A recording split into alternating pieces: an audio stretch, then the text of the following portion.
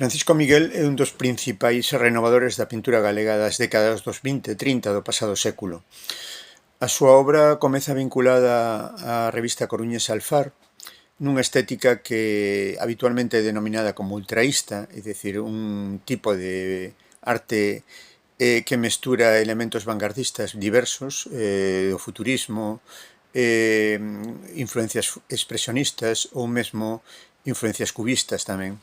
É dicir, un tipo de fórmulas que se poñen en boga nos inicios dos anos 20 en moitos ambientes culturais europeos e en moitas revistas de carácter plástico, non? Nun segundo momento, Francisco Miguel vai seguir a evolución de moitos artistas europeos do seu tempo que tornan a un tipo de figuración clasicista, máis con ecos, é dicir, coa herdanza, non, da vanguarda nas súas obras, é dicir,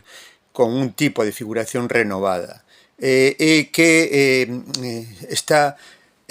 moi interesada na análise formal que ten que ver coa